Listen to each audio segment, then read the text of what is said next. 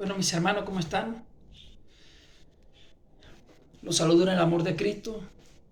Seguimos nuevamente compartiendo la palabra de Dios. Seguimos nuevamente llevando el mensaje de las buenas nuevas de salvación para las personas, para aquellos que viven en oscuridad, que viven bajo tinieblas, que viven bajo su propio pecado.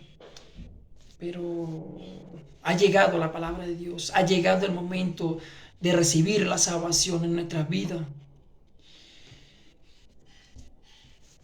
En esta preciosa mañana de gloria, de victoria, hay un tema muy bonito, un tema muy hermoso, que es un tesoro escondido.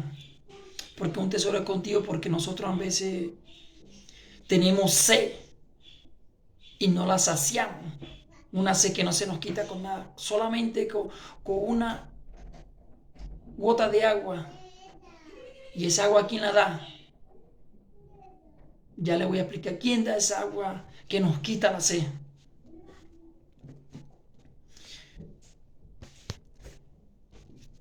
El tema se llama, lo sacamos del Salmo 42. ¿Qué quiere decir el Salmo 42? Como el siervo brama por las aguas. Para usted, ¿qué entiende como el siervo brama por las aguas? Pues muy fácil. La palabra de Dios nos enseña qué sintió el salmista David cuando le nacieron esas palabras. Como el siervo brama por las aguas. Esta es una reflexión y ahí nos vamos al texto bíblico. Salmo 42 es un salmo de lamentaciones en el que el salmista expresa su anhelo por la presencia de Dios. En este salmo el salmista compara su sed espiritual con la sed física de un siervo por las aguas. En este salmo el salmista muestra su confianza en Dios a pesar de las circunstancias difíciles que enfrenta, expresa su anhelo por la presencia de Dios y su confianza en que Dios responderá a su clamor. Es un salmo que nos invita a confiar en Dios en medio de la dificultad y a buscar su presencia con anhelo y esperanza. Porque el salmista se apega, se aferra a esa confianza que depositó en Dios, a pesar que estaba pasando una sequía espiritual. Mire lo que dice esta reflexión. ¿Sabía que en la zona desértica del Medio Oriente los ciervos percibe el agua a kilómetro, la olfatea a kilómetro? Escuchar bramar a un ciervo destroza el corazón, es sumergirse en la sinfonía de la desesperación, es presenciar cómo la naturaleza misma se estremece ante la amenaza inminente de la muerte. Es como si lo hubiera enterrado un cuchillo en su pecho. Así clama y gime por el agua hasta que llegan al agua. Cuando David oye eso, dice eso, me pasa a mí. David, como todos nosotros, ha sentido el cuchillo de la soledad, de la angustia y la sed profunda en su pecho. Y en uno de esos momentos de desesperación nacieron las palabras, así como el ciervo brama por las corrientes de las aguas, así clama por ti, oh Dios, el alma mía. Era tanta la desesperación del salmista David que le nacieron esas palabras tan bellas, que así como el ciervo brama por las aguas, así el alma del salmista David clamaba por Dios. Necesitaba ser calmada esa sed que él tenía en su interior. ¿Y cómo la calmó él? Sigamos, mis hermanos, para que podamos aprender un poquito más de la palabra de Dios.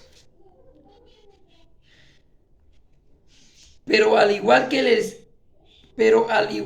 que el siervo encuentra su alivio en las aguas que hacía, nosotros también encontramos consuelo al clamar por la presencia divina. En cada bramido, en cada suspiro, yace la esperanza de que al igual que el siervo finalmente alcanza el agua que le salva, nuestra alma encuentra su paz en la fuente eterna del amor y la gracia de nuestro Señor Jesucristo. Note, mis hermanos, que el siervo se desespera. La naturaleza es una cosa tan tremenda que Dios creó, tan perfecta, tan bella, que el siervo percibe el agua a kilómetros, pero se desespera también cuando no encuentra agua. ¿Por qué? Porque se muere de la sequía, de esa soledad que tiene en su interior por beber agua.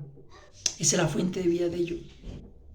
El salmista expresa y dice que así como el siervo se desespera por el agua, así nosotros nos desesperamos por el agua espiritual de nuestra vida.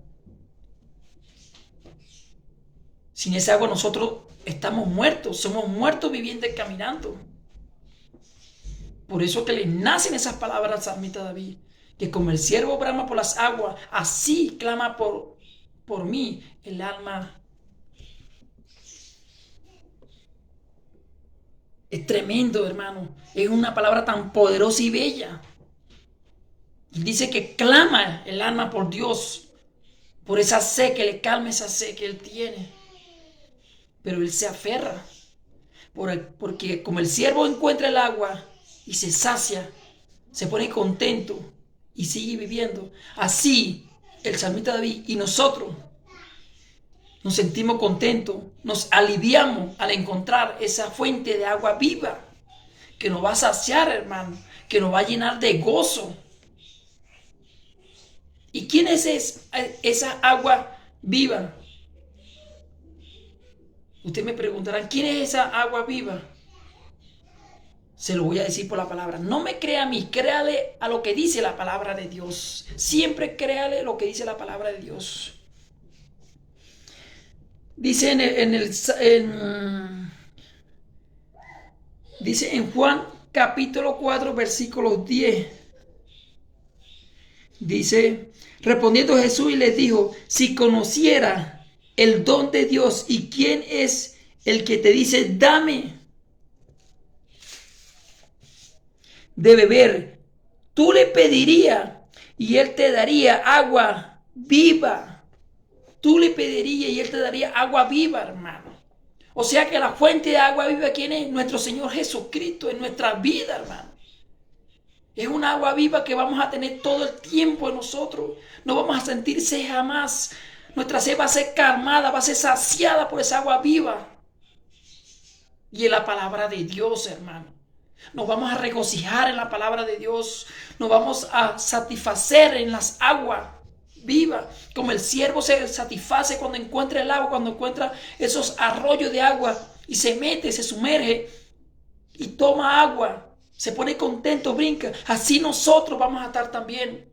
Cuando Dios nos satisfaga con esa agua que dice que es viva, no vamos a tener sed jamás. Y es tremendo, hermano, porque al no tener sed jamás, no vamos a sentir esa sequía que sintió el salmista.